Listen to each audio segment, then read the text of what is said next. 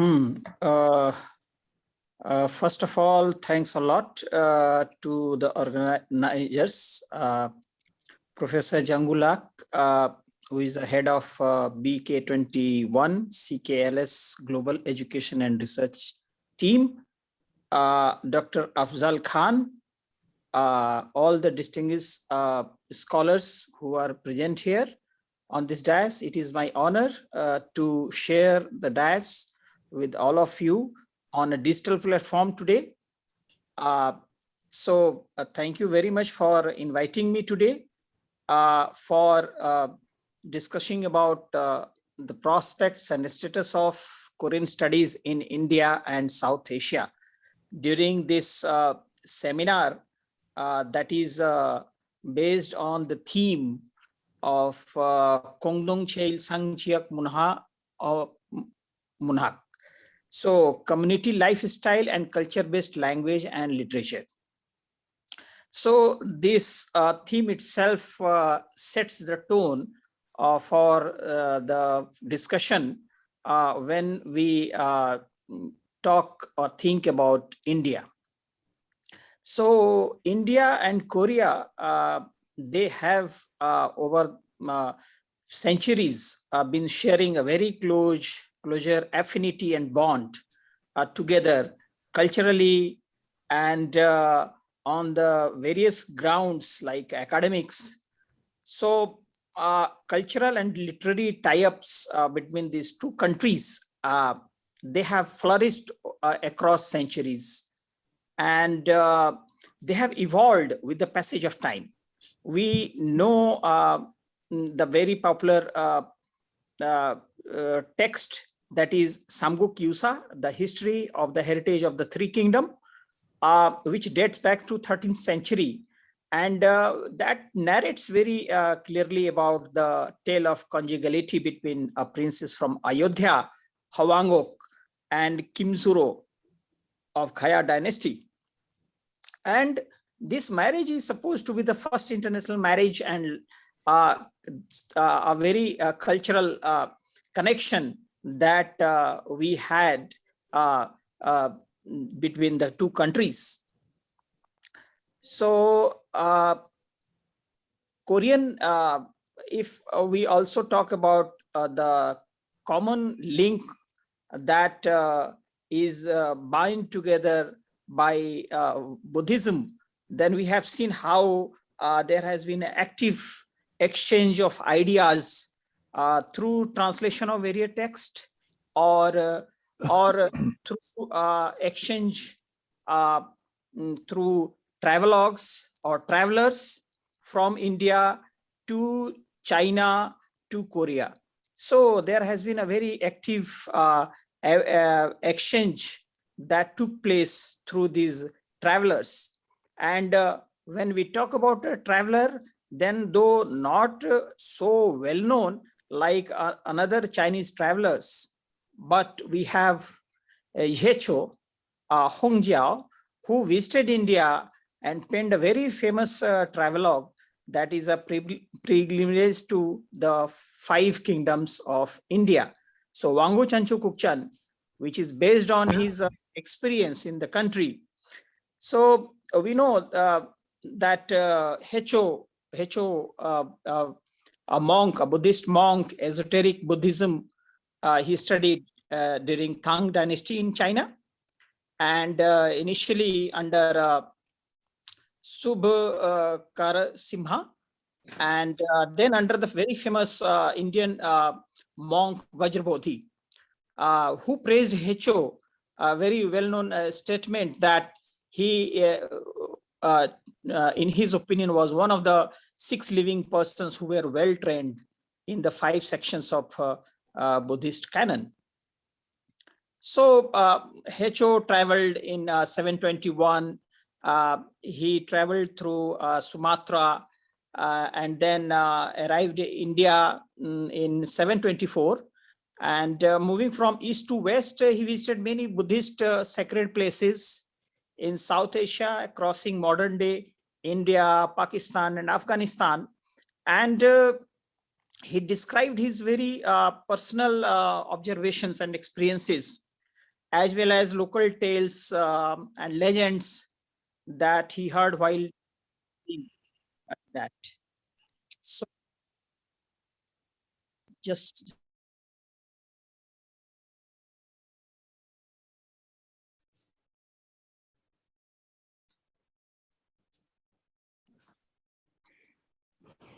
잠시 기다려 주시면 됩니다.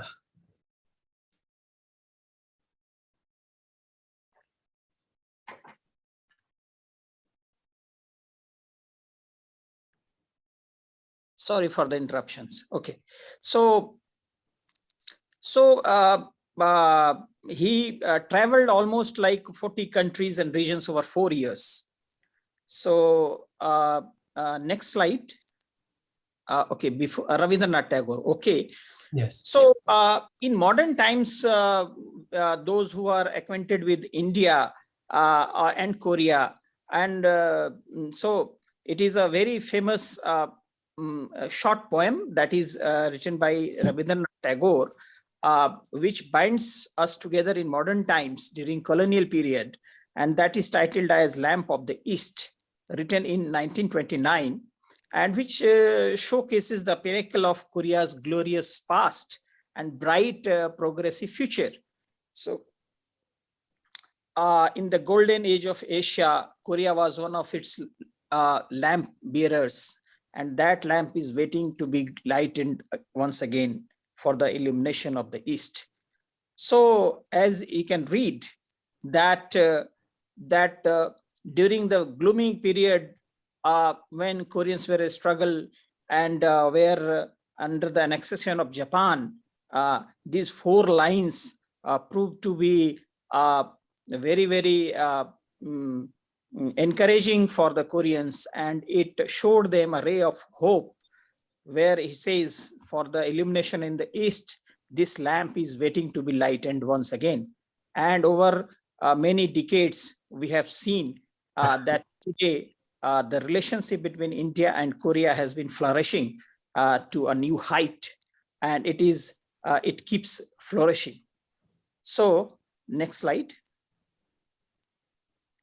So in the present and recent times past, we have seen that Hallyu is the main factor that is gripping the Indian mass, especially the youth.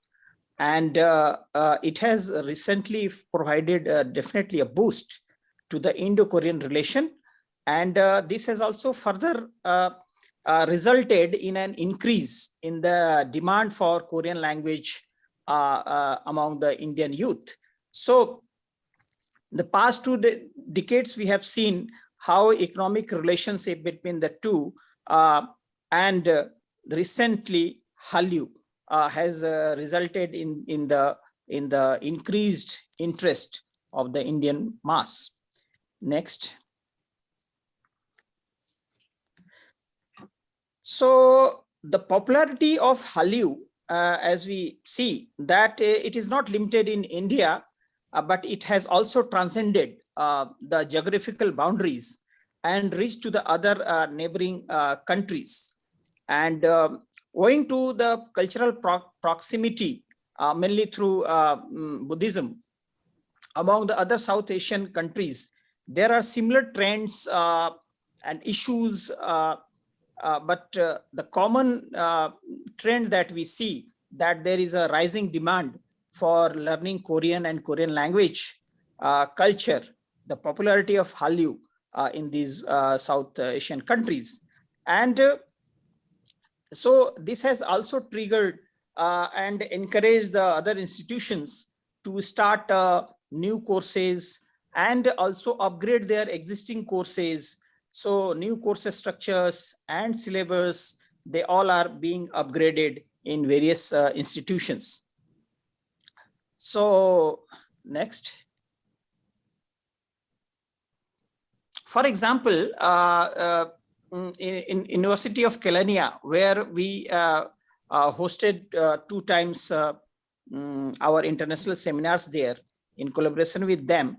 So they have been offering certificate courses with the help of COICA, and they have started BA degree courses also since 2003 and 4.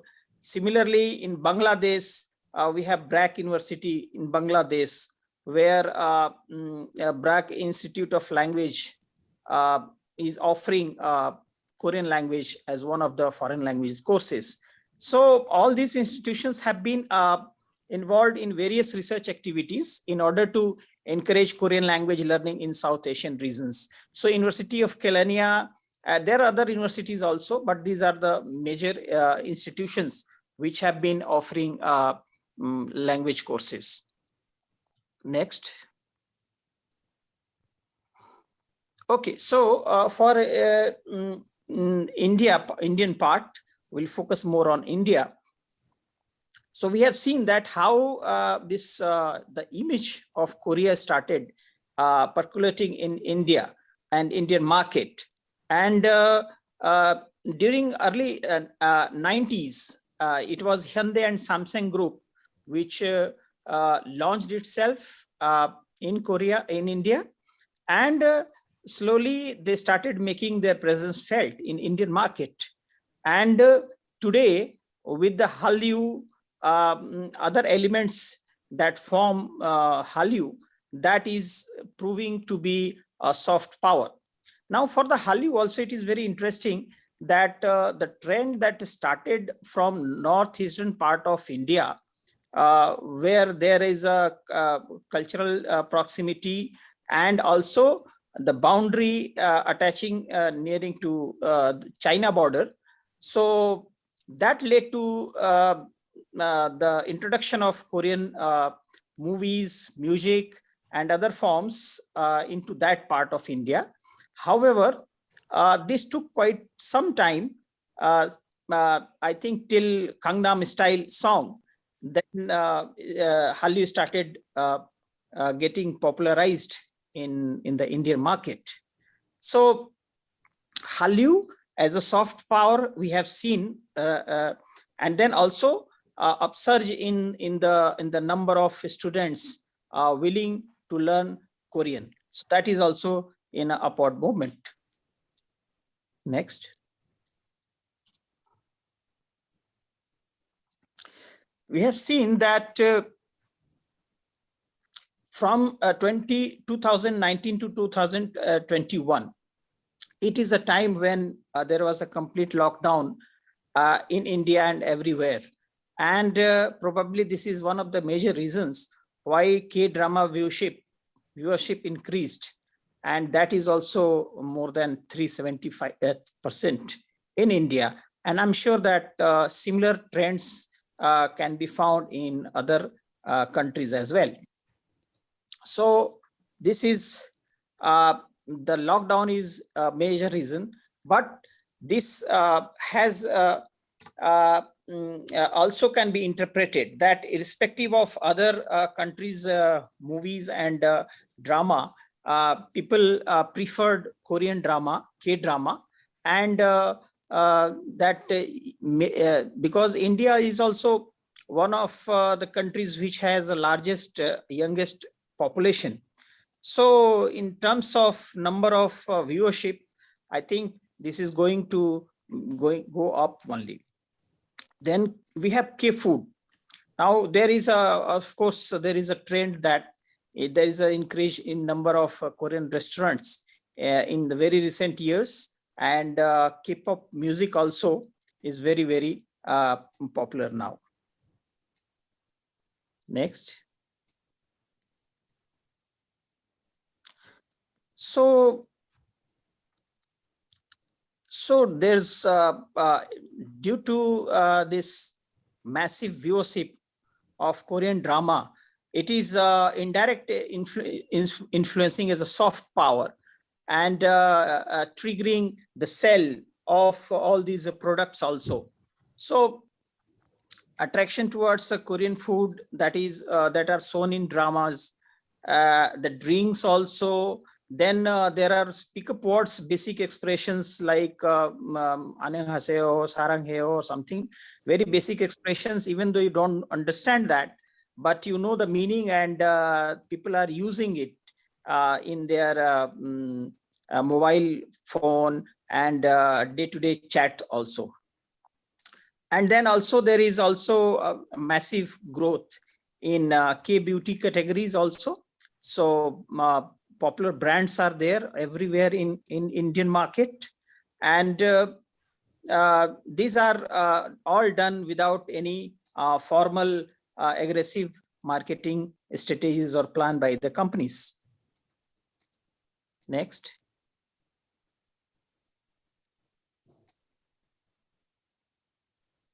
So all of this has contributed to the sharp increase in the enthusiasm for Korean language learning in India. And it is not limited to academics or occupational purpose, or just or does not depend on the textbook or classroom alone.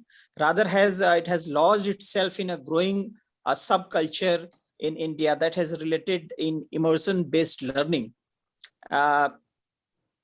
It is very good to inform that recently the government of India, under its new education policy, has included Korean language as one of the 8 foreign languages which could be taught in Indian schools.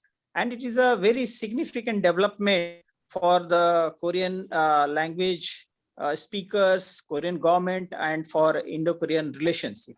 Because given the massive population, young population, and teaching them Korean as a foreign languages, this option will open up new avenues for jobs, further research, and India-Korea collaborations. So it is going to be a very, very important decision in enhancing India-Korea relation. And Hallyu, as I said, that Hallyu has also led to the increase in the number of language learners who are actually attracted towards Korean and Korean culture. So earlier, the main purpose of learning language was limited, or majorly was for seeking a job in a Korean market. But now, majority of the students are learning language due to their intense love or interest for Korean language, Korean drama. So in order to understand the language, they have enrolled themselves in the language learning process. So as you see, that number of Indian learners marked 256% of growth during the period from March to October 2020. So Korean Culture Center has been working on that. Next slide.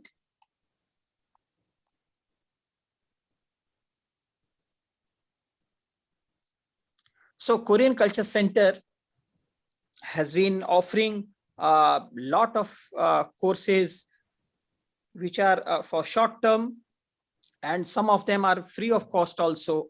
And we have seen that the number of students enrolling for the online classes were massive. And there are so many batches, and Korean Culture Center now is opening Sejong Haktang in almost all states of India. So the popularity, this is indicative of the kind of popularity that Korean language is witnessing during recent times. So average of 203 students they signed for the Korean language class at Sejong Haktang during every semester. And with the class first opened in 2013, there were an average of 55 students per semester. So these are the centers which are fully supported by the government of Republic of Korea. Is a very good gesture, because the higher learning institutions alone cannot cater to those demands, because first they need a certain level of academic qualification, and also the seats are very, very limited. So in view of that, this Korean government has been aggressively investing in Korean culture centers and Sejong Haktangs in India. So with the target of 4,200, it aims to expand the number of applicants, and hopefully this will be very soon achieved. Next slide. So there are many other institutions of higher education in India. And next. So if we see the number of institutions, it is JNU, Jawaharlal Nehru University, where we belong. It is one of the main higher education center in India, which has been awarded many recognition by NAC, National Accreditation Certificates, as one of the top universities in India. Going by the history, we see that in 1976, a certificate course in Korean was introduced. And after a long time, when the diplomatic relations and other development took place, then it was in 1995 when Korean companies started coming in India with the government of India's policy of open market. Then the Korean certificate course was converted into a degree course at a bachelor's level in 1995. And in 1998, MA course was introduced in Korean in Center for Korean Studies, which was then called as Center for Japanese and Northeast Asian Studies. So in the meantime, with the Korean language getting popularity, the department was also bifurcated and made an independent center called as a Center for Korean Studies.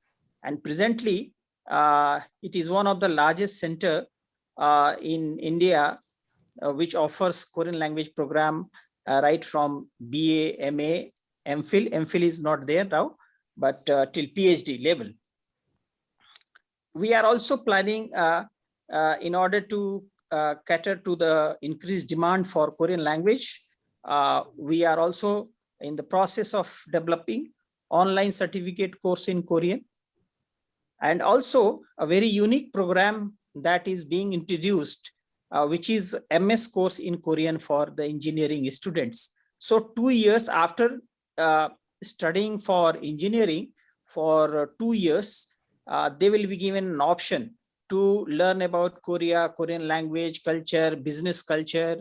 And so that is a very unique program that at JNU we have started, and new students are expected to join very soon. Now we have a very active international collaborations with our center and university, and that are Seoul National University, Yonsei University, Kyungpook National University, Hankuk Vede, Busan Vede, Sungmyung Women's University. So these all universities are engaged actively with us in conducting joint research, exchange programs, and we have been actively doing that. Next slide. Now, some of the activities would like to discuss about. So there are annual Hangul Day celebrations that at our center, it is one of the most awaited and flagship cultural program that we have been doing. And in that, our students and teachers, they actively participate and celebrate it. So all Korean community in New Delhi, as well as all the students, former students, they all join together. And in a very nice and elaborate way, we do this celebration. So a lot of activities and competitions are organized. For example, Korean speech contest, then Korean film festival, Korean food festival, then exhibition, And recently we started with the DKC competition. So it's a variety of programs, and normally it ends from 3 days to 1 week. Similarly, we have Priya Korea Club, which is a platform for easy interactions and networking among learners who are interested in Korea. So this was also supported with the help of Embassy of Republic of Korea.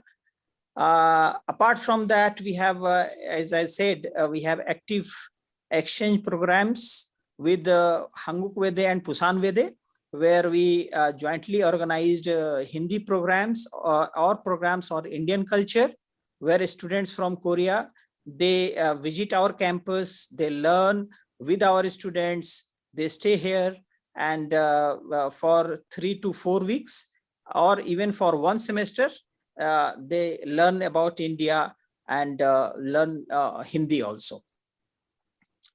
Then next, how much time is left, Afzal?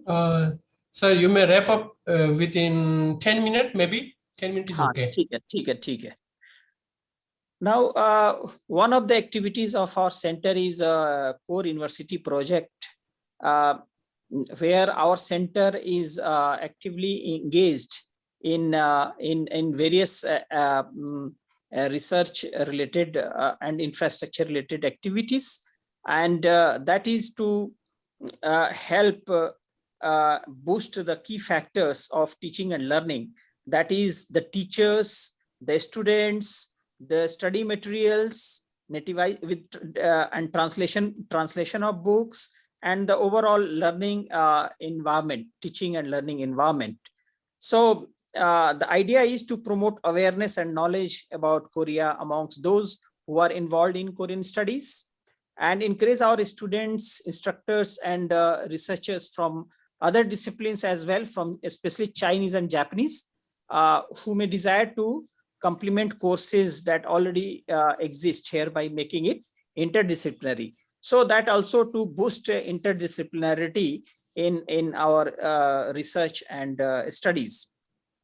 And this is also to provide a common platform for the researchers to share their latest research outcomes, where teachers also discuss with them. And this is a very helpful for the young scholars especially. Next.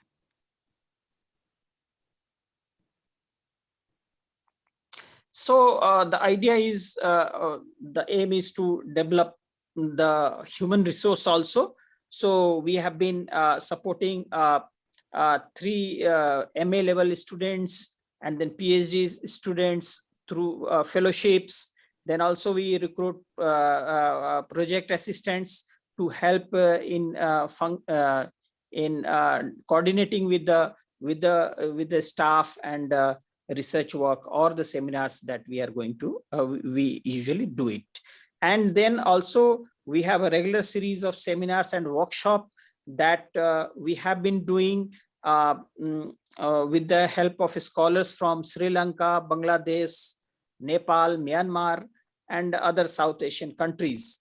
So in the past 4 years, we have been successfully we have concluded 8 young scholars seminar and 8 international seminars that were held in various prominent institutions in these countries. Next. And this is very, very important part that our center has been engaged into, and that is the development of curriculum materials and research publications, where the focus is on designing nativized textbook on 3 major areas that we have identified, and that is Korean history, Korean culture, and Korean literature. And apart from developing e-content on these major themes, we are also doing actively about publishing our in major journals. Next.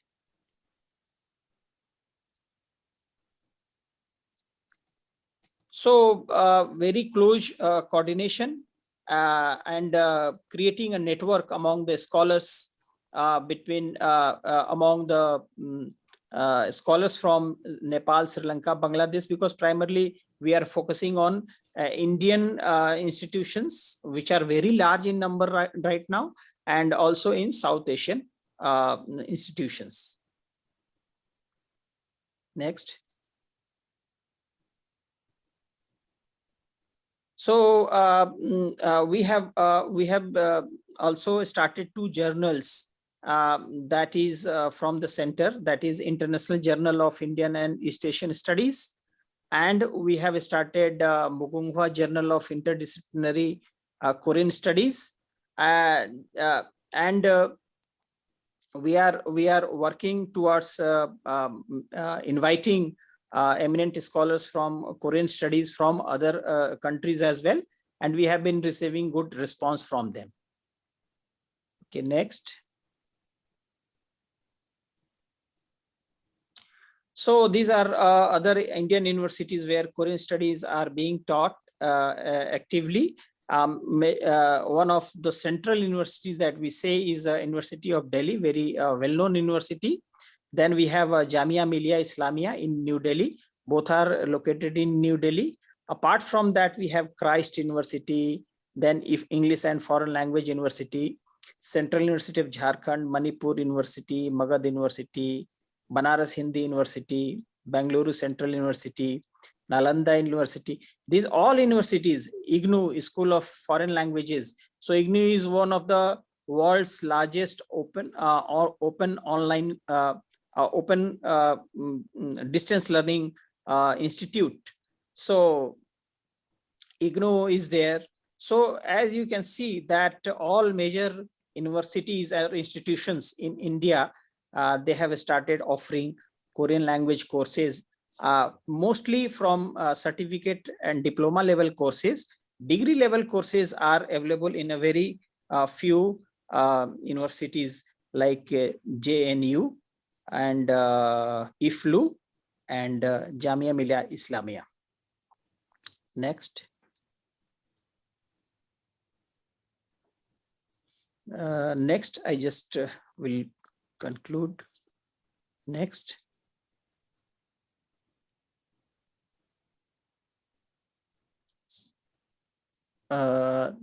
Yes, so all these universities are there which have been offering courses.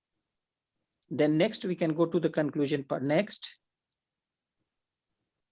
Okay, so we have seen that India and Korea relation, and in that context, Korean language education or the demand for Korean language has increased many folds in recent times, owing to various factors. And one of those factors that we can see is Hallyu. And with that Hallyu, because India's population is so huge, and one of the largest population, young population.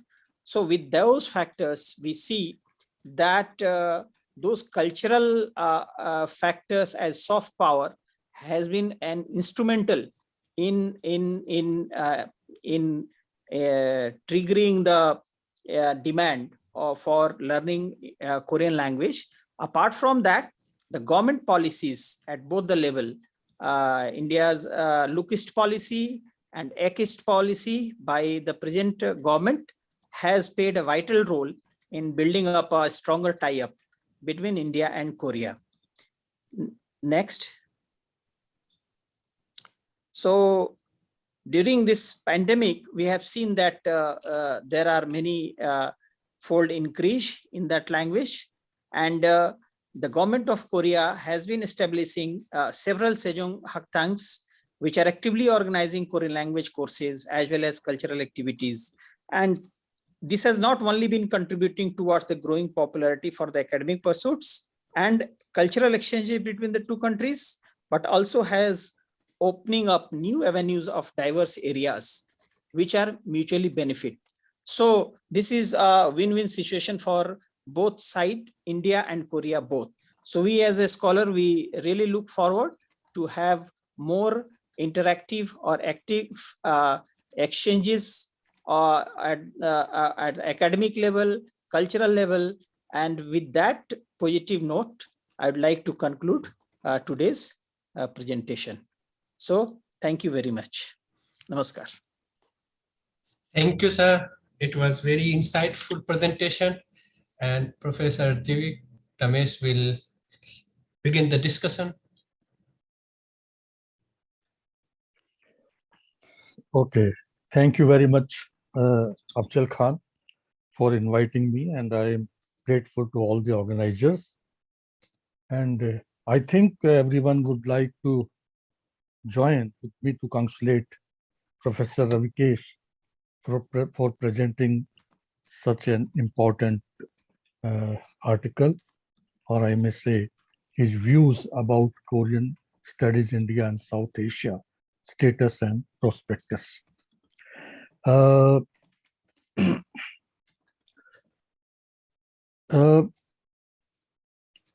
would like to start by saying that it is a known fact that bilateral relations between India and South Korea have been growing. Today, we may claim that study of almost all aspects of Korea is available to us. My question is why we want to study and promote something other than us, and why we want others to study us.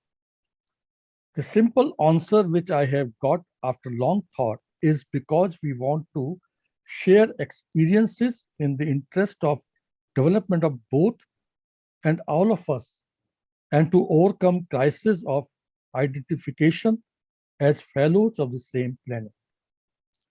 But there can be many regions such as ancient roots of the civilization, similarity of philosophical happenings, significant cultural heritage, rapid growth in any field, discovery of some special interlinks, sudden accessibility, etc., for giving priority to someone among others.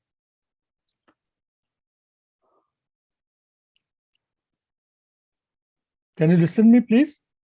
Yes, we are listening to you, sir. My figure has gone. Oh yeah, now it's okay. We can hear. See. Now it's okay? Okay. Yes, okay.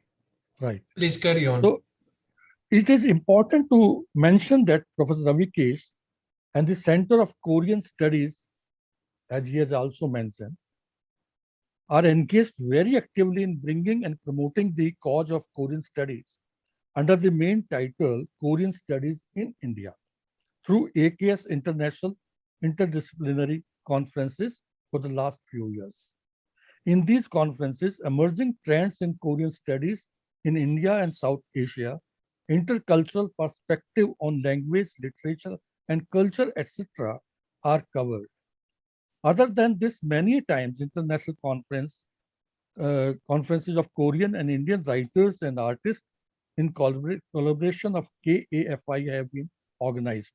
Therefore, I may say that Professor Ravikesh is well versed in the area of his presentation. Referring to the legend of the marriage of the Princess of Ayodhya and King of Korea, Kim Suro, in the 1st century AD, an attempt has been made to establish that the intimate relationship between Korea and India goes back a long time. This legend is mentioned in Sambukyusa, or Legends of the Three Kingdoms. For the strong and close relations between Korea and India, Professor Ravikesh has aptly credited Nobel laureate Rabindranath Tagore's enthusiastic and sensitive sentiments and intellectualism towards Korea during the time of Japan's rule. Undoubtedly, Tagore's 4-line poem Lamp of the East, written on request by the Korean youth in Japan in 1929, which was his 3rd visit to Japan, had filled with enthusiasm and new energy in the mentality created by the Japanese rulers of the Korean people. The entire literature of Tagore has already been translated into Korean. Many Korean literatures have also been influenced by this philosophy and literature. The said poem of 4 lines has also been taught in the curriculum in the schools of independent Korea. Even the idol of Tagore can be seen installed in today's Korea. The famous Tagore Society of